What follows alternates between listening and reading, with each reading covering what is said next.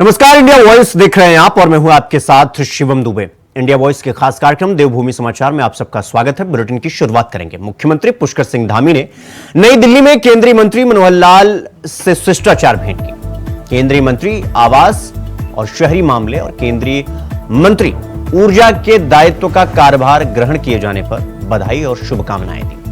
मुख्यमंत्री ने केंद्रीय मंत्री से 500 मेगावाट से ज्यादा बिजली आपूर्ति उत्तराखंड राज्य को अस्थायी रूप से आवंटित किए जाने का अनुरोध किया।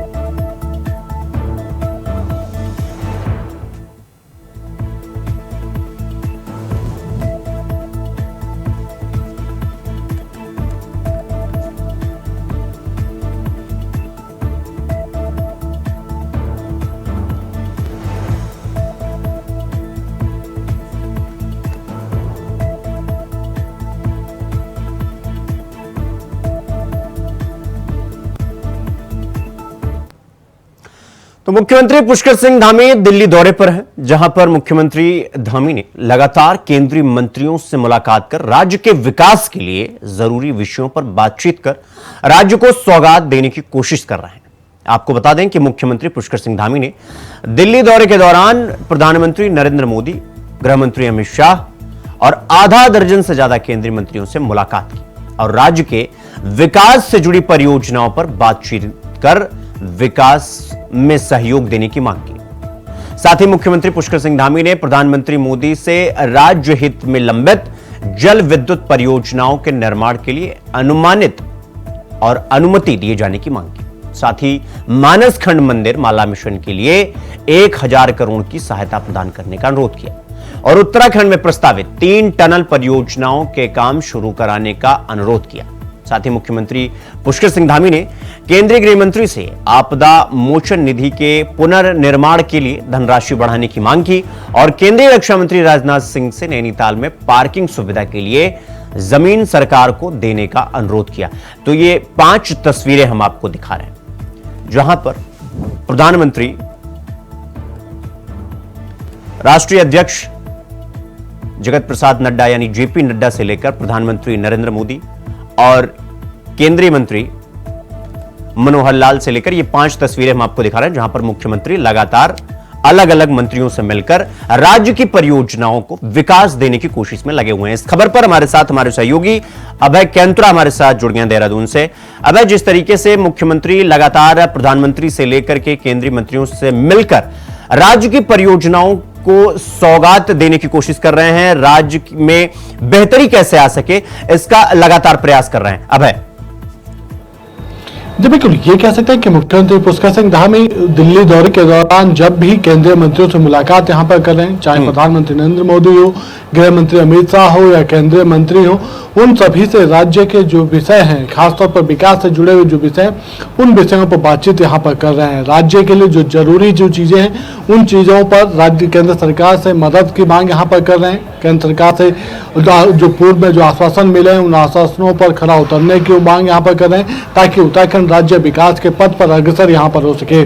प्रधानमंत्री नरेंद्र मोदी से जब मुख्यमंत्री पुष्कर सिंह धामी यहाँ पर मिले तो उन्होंने सीधे तौर पर प्रधानमंत्री नरेंद्र मोदी को तीसरी बार प्रधानमंत्री बनने की बधाई दी। साथ ही राज्य में जो जल विद्युत परियोजनाएं का जो काम अभी तक लंबित पड़ा हुआ है, उन परियोजनाओं को जल्द से जल्द शुरू करने की मांग उनकी तरफ से यहाँ पर की गई है, क्योंकि अभी भी ये कह सकते हैं कि गंगा, भागीरथी या उसकी जो सहयोगी जो नदियां हैं, उन पर जो जल विद्युत परियोजनाएं यहाँ पर बननी है, उन परियोजनाओं में किस प्रकार से काम हो सकता है और कैसे राज्य को ऊर्जा सेक्टर में मदद यहाँ पर दी जा सकती है, ऊर्जा सेक्टर में ऊर्जा प्रदेश बनाने का काम कैसे उत्तराखंड के लिए किया जा सकता है, उन सब चीजों पर बातचीत यहाँ पर करी है।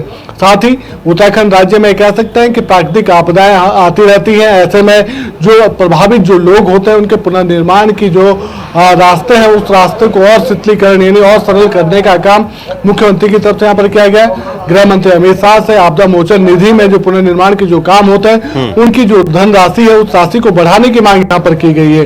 तो ये समझा जा सकता है कि उत्तराखंड से जुड़ा हुआ हर विषय जो प्रधानमंत्री या उनके जो मंत्रिमंडल के जो सहयोगी मंत्री हैं उनसे जुड़े हुए विषयों पर बातचीत यहाँ पर कर रहे हैं, ताकि उत्तराखंड राज्य को नई सौगात यहाँ पर मिल सके। और लोकसभा चुनाव में जो उत्तराखंड राज्य ने बीजेपी को 5 सीटें जिताने का जो काम यहाँ पर किया, उस काम के एवज में, उस जीत के एवज में उत्तराखंड राज्य को विकास की बड़ी सौगातें यहाँ पर मिल सके, ऐसी कोशिश मुख्यमंत्री पुष्कर सिंह धामी यहाँ पर जुटे हुए नजर आ रहे हैं। जी अभय, जिस तरीके से प्रधानमंत्री मोदी से जब मुख्यमंत्री पुष्कर धामी माफ करिएगा मुलाकात करते हैं तो विद्युत परियोजनाओं के निर्माण के लिए अनुमति लेते हैं, इसके बाद मानसखंड मंदिर माला मिशन के लिए 1000 करोड़ की सहायता, इसके बाद उत्तराखंड में प्रस्तावित 3 टनल परियोजनाओं के काम शुरू कराने का अनुरोध, इसके बाद अगर आपदा मोचन निधि के पुनर्निर्माण के लिए धनराशि, यानी कि जिस तरीके से मुख्यमंत्री की जो विश्वसनीयता है लोगों का उनके प्रति, वो बनाए रखने के लिए लगातार मुख्यमंत्री राज्य के विकास के लिए लगे हुए हैं।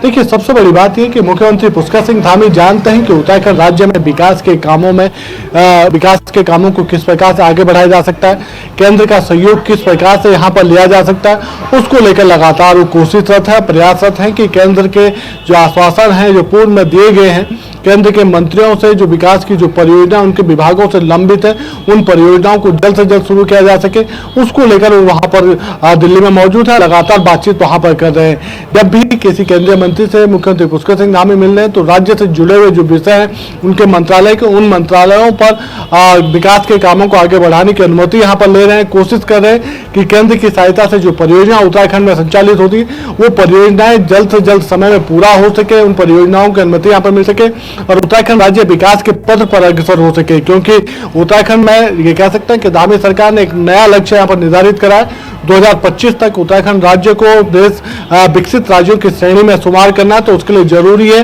कि अभी से ही हर उस काम को करने की आवश्यकता है, ताकि उत्तराखंड में हर सेक्टर को विकसित किया जा सके और उस सेक्टर का लाभ राज्य की जनता को यहाँ पर मिल सके। उसके लिए धामी सरकार लगातार प्रयासरत है। कोशिश यही है कि उत्तराखंड को जिस ऊर्जा प्रदेश के नाम से जाना जाता है, उस ऊर्जा प्रदेश के रूप में उत्तराखंड को सही रूप में विस्थापित किया जा सके, विकसित किया जा सके। उसके लिए जरूरी है कि जो लंबित जो जल विद्युत परियोजनाएं हैं, जो कह सकते हैं चाहे एनडीसी हो या केंद्रीय वित्त मंत्रालय की तरफ से वित्ता होने की बातें हो, के चलते उन परियोजनाओं को अभी तक मंजूरी नहीं मिल पाई है, उन परियोजनाओं को मंजूरी दिलाने की कोशिश यहाँ पर मुख्यमंत्री पुष्कर सिंह धामी यहाँ पर कर रहे हैं। क्योंकि उत्तराखंड में कह सकते हैं कि जो प्राकृतिक संसाधन है, जिसमें सबसे बड़ा जो स्रोत उत्तराखंड के पास है, तो ऐसे में उस जल भंडारण की स्रोत से उत्तराखंड को विद्युत उत्पादन में मदद यहाँ पर मिल सके। उत्तराखंड राज्य में बिजली उत्पादन की जो संख्या है, जो विद्युत उत्पादन का जो काम है, वो ज्यादा से ज्यादा हो सके। बहुत बहुत धन्यवाद आपका हमसे जुड़ने के लिए और इस पूरी खबर पर जानकारी हमारे साथ साझा करने के लिए। तो ये 5 तस्वीरें हम आपको दिखा रहे हैं जहां पर मुख्यमंत्री पुष्कर सिंह धामी प्रधानमंत्री से लेकर गृह मंत्री और इसके बाद रक्षा मंत्री राजनाथ सिंह से मुलाकात, इसके बाद केंद्रीय मंत्री मनोहर लाल से मुलाकात और सभी से मिलकर एक शिष्टाचार भेंट करने के बाद उनको बधाई शुभकामनाएं देने के बाद मुख्यमंत्री लगातार राज्य की विकास परियोजनाओं को आगे बढ़ाने के लिए, राज्य की बेहतरी के लिए कैसे काम किया जा सके और इसके लिए मुख्यमंत्री लगातार शीर्ष पदों पर विद्यमान नेताओं से मिलकर राज्य की बेहतरी के लिए लगातार काम कर रहे हैं। ये 5 तस्वीरें हम आपको दिखाते हैं। रुक करेंगे अगली खबर की ओर। अखिल भारतीय अखाड़ा परिषद के अध्यक्ष रविंद्र पुरी ने पंचायती अखाड़े के संतों के साथ असम में स्थित 51 शक्तिपीठों में से एक कामाख्या धाम के कपाट खुलने पर विशेष पूजा अर्चना की, जिसमें उन्होंने देश समेत उत्तराखंड की सुख समृद्धि की कामना की। साथ ही विश्व प्रसिद्ध कामाख्या देवी का मंदिर असम की राजधानी दिसपुर के पास गुवाहाटी शहर से करीब 8 किलोमीटर की दूरी पर।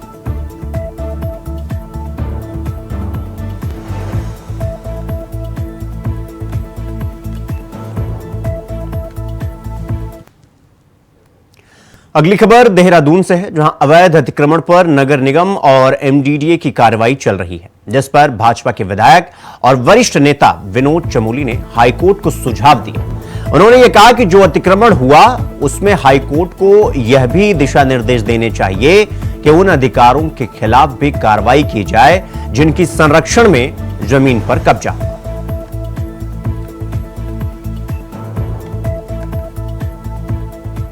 स्मार्ट सिटी को लेकर थोड़ा सा लोगों को भी अपना सोच स्पष्ट करना पड़ेगा। स्मार्ट सिटी का प्रोजेक्ट पूरे शहर में नहीं था, 10.5 वार्डों में है। हाँ, कुछ पेन सिटी प्रोजेक्ट हमने लिए हैं, लेकिन उसमें पूरे शहर का ड्रेनेज नहीं है। कुछ चुनिंदा स्थान पर है जहाँ पर स्मार्ट सिटी को अपना काम करना था। हालांकि उनके काम से मैं संतुष्ट नहीं हूँ और समय समय पर हम लोगों ने अपनी बात कही है, लेकिन देहरादून का अगर ड्रेनेज ठीक करना है तो उसके लिए अभी हमारा अभियान चल रहा है। पूरे शहर में एक ड्रेनेज का हम लोग प्लान ला रहे हैं, जो लगभग 2000 करोड़ रुपए का वो प्लान है। उस पर इस समय एक्सरसाइज चल रही है, उसकी जोनिंग हो गई है, जोनिंग वाइज उसका पूरा ड्रेनेज प्लान तैयार हो रहा है। आने वाले समय में पूरे देहरादून का ड्रेनेज ठीक करने के लिए सरकार काम करने जा रही है। उसके लिए थोड़ा समय तो लगेगा, लेकिन आने वाले समय में इस सब समस्या से निजात मिल जाएगी, ऐसा मुझे लगता है। तो अगली खबर हल्द्वानी से है, जहां मौसम ने करवट ले लिया है। आपको बता दें कि कुमाऊं के अधिकतर हिस्सों में बारिश आज सुबह से ही हो रही है। पहाड़ी के साथ मैदानी इलाकों में लगातार हल्की और तेज बारिश देखने को मिल रही है, जिससे लोगों को गर्मी से राहत मिली।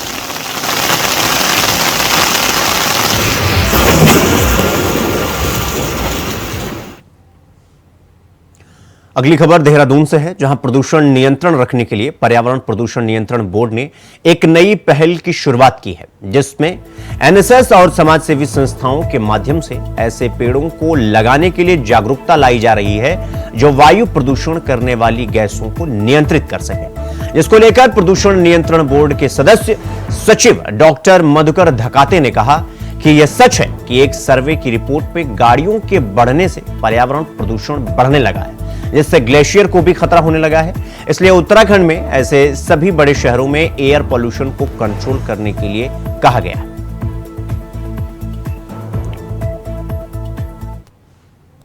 तो बुलेटिन में रुकेंगे एक छोटे से ब्रेक के लिए। खबरों का सिलसिला जारी है, फौरन लौट रहे हैं। ब्रेक के बाद एक बार फिर आप सबका स्वागत है मेरे साथ। रुक करेंगे अगली खबर की ओर। उत्तराखंड में मौसम विभाग ने प्रदेश में भारी बारिश का अलर्ट जारी कर दिया है। मौसम विज्ञान केंद्र देहरादून के निदेशक डॉक्टर विक्रम सिंह ने देहरादून, पौड़ी, बागेश्वर और उधम सिंह नगर में भारी बारिश को लेकर येलो अलर्ट जारी किया है। साथ ही बताया गया कि 3 जुलाई तक भारी बारिश की संभावना है। साथ ही 28 और 29 जून को उत्तराखंड के कुछ हिस्सों में मानसून के दस्तक देने की भी संभावना है। इस दौरान उन्होंने पहाड़ की यात्रा करने वाले लोगों से खास सावधानी बरतने की अपील की। मौसम वैज्ञानिक ने बारिश के दौरान किसी सुरक्षित स्थान पर यात्री इंतजार करें और बरसात के दौरान किसी नदी नालों के पास ना जाने की अपील भी की है।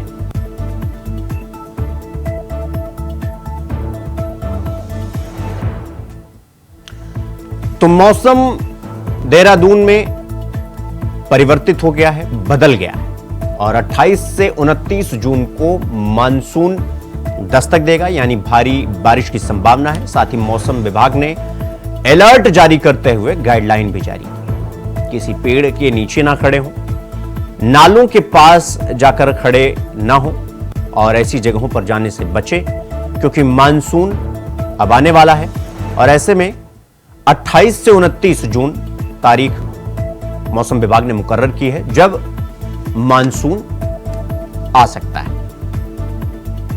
24 आवर्स में बात करें तो अनेक जगहों तक में बारिश मिली, हल्की से मध्यम, और भारी वर्षा भी चक्राता में मिली है करीब 70 mm, और इसी तरह 69 mm जो है धारचूला में भी रही है।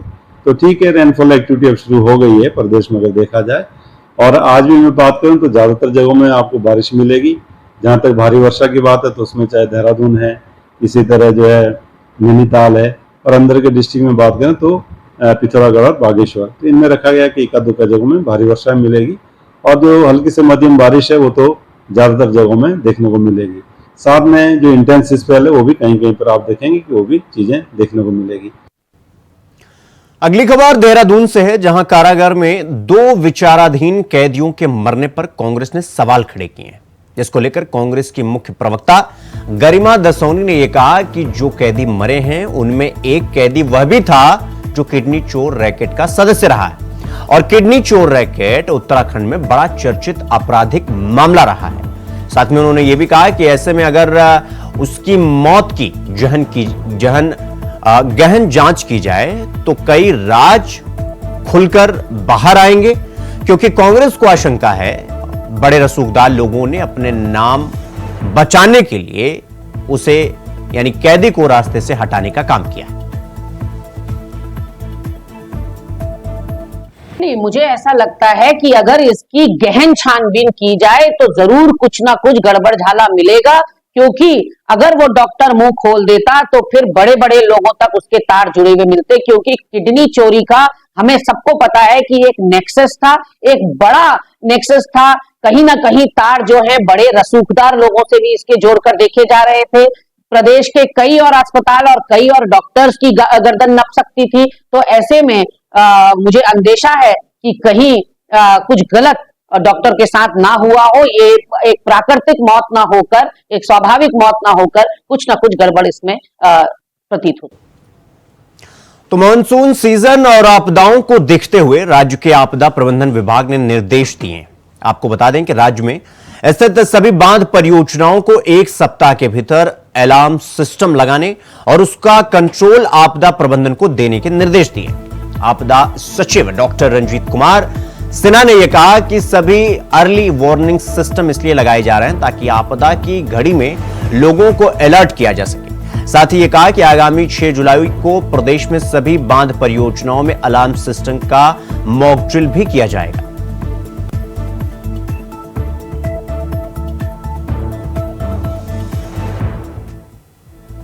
तो मानसून से पहले आपदा प्रबंधन बिल्कुल अलर्ट मोड पर है और इसीलिए बांधों के अर्ली वार्निंग सिस्टम को अपडेट करने के लिए कहा गया है ताकि आपदा आने से पहले लोगों को उससे सचेत किया जा सके। साथ ही उन्होंने कहा कि इसका टेस्ट करने के लिए बाकायदा मॉक ड्रिल भी किया जाएगा, यानी प्री टेस्ट किया जाएगा और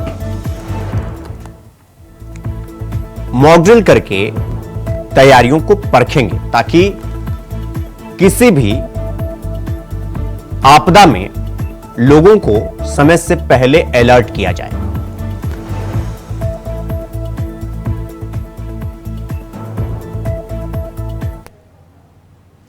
तो वहीं मौसम विभाग द्वारा कुमाऊं में 29 जून तक अलर्ट और भारी बारिश का अलर्ट जारी कर दिया गया है। मौसम विभाग का पूर्वानुमान सही साबित हो रहा है। आपको बता दें कि नैनीताल जिले के कालाडूंगी क्षेत्र में भी कई जगह पर बारिश देखने को मिल रही है। जिलाधिकारी नैनीताल द्वारा 29 जून तक ऑरेंज अलर्ट को देखते हुए भारी बारिश में आंधी तूफान से बाधित होने वाले मार्गों को, संवेदनशील क्षेत्रों में होने वाली दुर्घटनाओं से निपटने के लिए अधिकारियों को अलर्ट मोड पर रहने के निर्देश दिए हैं।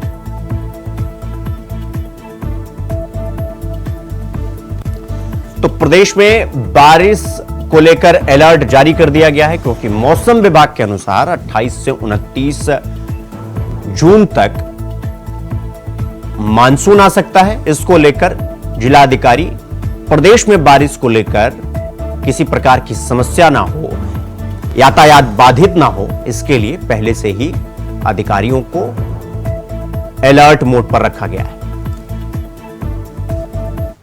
बरसात जैसे शुरू हो गई है उससे 1 महीने पहले से ही हमारी मानसून की तैयारियां शुरू हो चुकी हैं। जिलाधिकारी महोदय द्वारा इसमें मीटिंग ली गई है और जितने भी हमारे नाले हैं उनकी जो सफाई का कार्य जैसे अभी देख रहे हैं चुनाखा नाले के पास हम लोग खड़े हैं, इसके पूरे इसका डाइवर्जन को देखते हुए पूरी सफाई इसकी आगे तक हो रही है जिससे कि पानी लोगों के घरों में न जाके पूरे इसका जो एक चैनलाइज इसको किया जा रहा है पूरे नदी में जाए।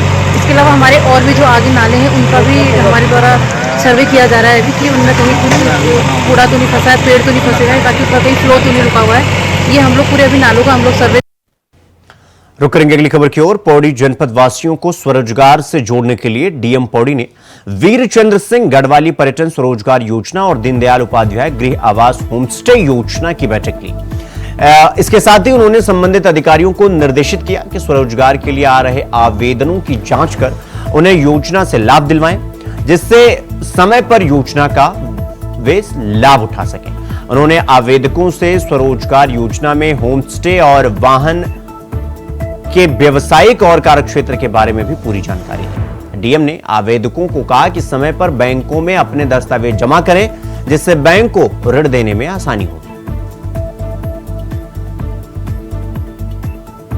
तो स्वरोजगार योजना को लेकर डीएम सख्त हैं और इसके लिए उन्होंने बाकायदा मीटिंग भी ली।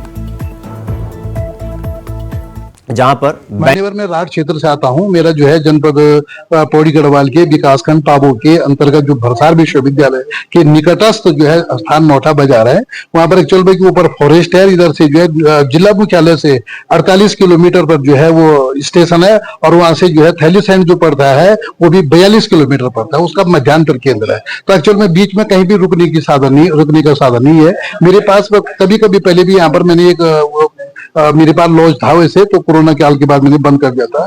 लेकिन अब स्थिति ऐसी कि रात को 12 बजे भी मेरे पास लोग खटखटाते हैं दरवाजा, मुझे जगह दो। तो अब हमारे पास कुल मिला के वहां पर जो एक रजिस्टर होगा, रजिस्टर में जो है जो भी हमारे पर आगंतुक वहां पर जो पर्यटक वाला आएगा या स्थानीय जो प्रवासी भाई आएंगे, उनका हमारे पास लिखा जोखा होगा, कहाँ का उनका फोन नंबर वगैरह जो होगी, किस कारण से यहाँ पर आया है, और रुकने के लिए वहां पर जो है विषम परिस्थिति, जो भौगोलिक परिस्थिति उनके जो खराब व्यवस्था है वहां पर लोगों को उसका फायदा मिले। तो स्वरोजगार योजना को लेकर डीएम सख्त हैं और बैठकों में डीएम ने आदेश दिया कि बैंकों में डॉक्यूमेंट्स जो हैं वो सबमिट करवा दें ताकि लोन देने में किसी प्रकार की कोई समस्या ना हो। अगली खबर देहरादून से है, जहां बाडोवाला में दूसरे दिन कूड़े के ढेर से तीसरा शव मिला। आपको बता दें कि कुछ दिन पहले ही एक महिला और एक बच्चे का शव मिला था और पुलिस ने दूसरे दिन कूड़े के ढेर के नीचे एक और महिला का शव बरामद किया, जिसके बाद पुलिस की कार्यप्रणाली पर सवालिया निशान उठ गए हैं। साथ ही ये कहा गया कि पुलिस ने घटनास्थल का बारीकी से निरीक्षण नहीं किया, तभी पुलिस गुत्थी सुलझाने में जुट गई।